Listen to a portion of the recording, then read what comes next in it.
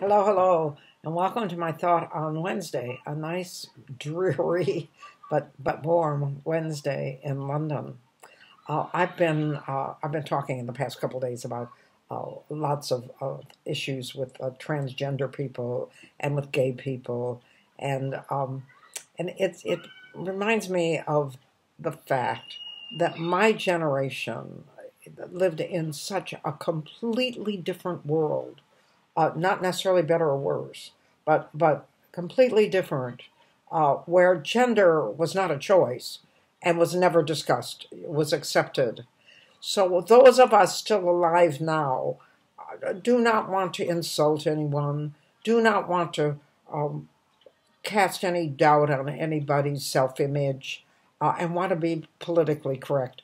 And I often do jokes about how being politically correct is nonsense. But in some ways, you do. You don't want to hurt another person because it's not an issue. At least as far as I'm concerned, it's certainly not an issue.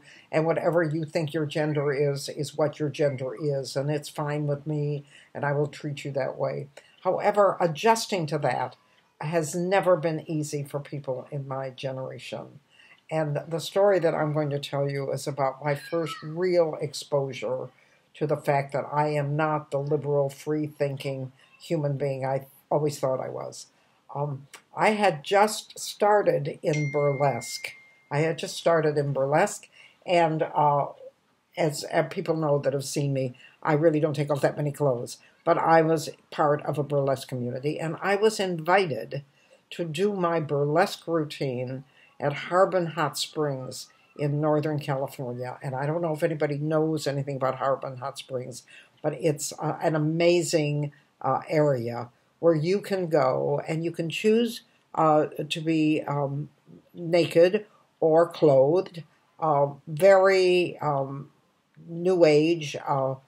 I'm sure that now their food is vegan. At the time I went, it was vegetarian. Um, there's a swimming pool and there's an entertainment center, and people go there for retreats and go there for workshops. And it's a very popular place, and it's also very free and open and very new age, and filled with straight people, gay people, trans people, who are in, and it is a safe place for everyone. So I knew nothing about any of this. Um, Living in San Francisco and having ushered in the 80s and 90s. This had been 2007 or 2008, but ushering in the 80s and 90s at the San Francisco Opera House. Gay and straight did not. That was not an issue with me. I didn't react one way or the other. You were what you were. But I'd never been to a nudist colony. I'd never had been, and I did not know that Harbin Hot Springs was clothing optional. I had no idea. And I'm doing burlesque. So, and the kind of burlesque I'm doing is certainly not going to interest them because I keep my clothes on when I do burlesque. So I drove up there, and it's a long way, and it's on these little teeny roads with no lights and everything. But I finally got there. And when I got there, I discovered that I was part of a larger program, which is perfectly all right, and that I would there was a green room. There was a green room for us all. And of course, I had to change clothes because I was doing burlesque. So I went in, and it was men and women and of every persuasion in this green room, very, very crowded, and in various states of dress. And I am from a family that never, ever saw each other without clothes on. Never. I never saw my mother, my father, my sister, even the dog, never without clothes. And throughout my life, I've always lived a fairly modest life, and it becomes habit. You don't really think about it. You don't really think about it, but I don't. I have not seen a naked body, including my own, in years and years. And at that time, really not at all, because now I do burlesque and I've seen lots and lots of naked bodies, and it doesn't bother me.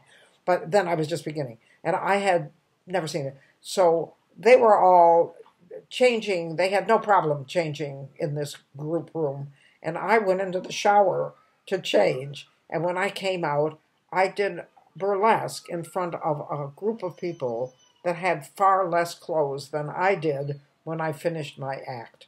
And afterwards, we all went to the swimming pool. And anyone that knows me knows I'm terrified of the water and I don't swim. And of course, they swim. They swim in the buff. That's how they swim. And one of the comedians there, and I don't know whether she'll ever see this. I absolutely love her. Her name is Jen Colbert, and she was swimming, and she is a very well endowed young lady, very well endowed. And as I said, I'd never seen a naked body ever. And I was sitting by the edge of the pool, and she came over to talk to me. And I was sitting, and she was standing, and her breasts were approximately from her shoulder down, eye level with me.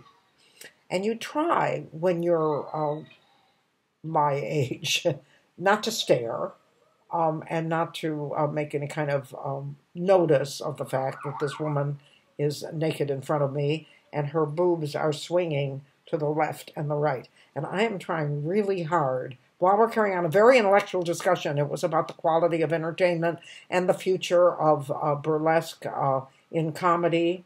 And Jen is an extremely intelligent woman. And I was trying, but she was standing there, and as she spoke, she really emoted, and I was trying not to do this because they were going back and forth, because I had never seen anything quite like that. And when I remember that was my experience at Harbin Hot Springs. Now, since then, I have been doing more burlesque, and I have absolutely no reaction at all. And so I have always assumed that if you're a naturist, which is in this country a nudist, that you don't go there to look at the bodies. You just go there because you like to be without clothes, which is fine with me. But I have a dear friend who is a naturist, and his name is Richard. And he was in Brighton, and he decided he'd go to the Brighton beach. And he would go to the nudist beach in Brighton. And he went there, and afterwards I said, well, how was it? And he said, there was nothing but old men. And I thought, wait just a minute. You're not supposed to be looking at the quality of the bodies that you're seeing. So I'm learning, and I'm learning every day. But my conclusion is that we have come, that it is a different world, and we have come a very long way. And it is really beautiful to me that now anybody can be any gender that they please, and can be any sex that they please, and can change from one to the other. And I like that because I think that living is growing and growing is change. And thank you so much for joining me for my thought on this Wednesday.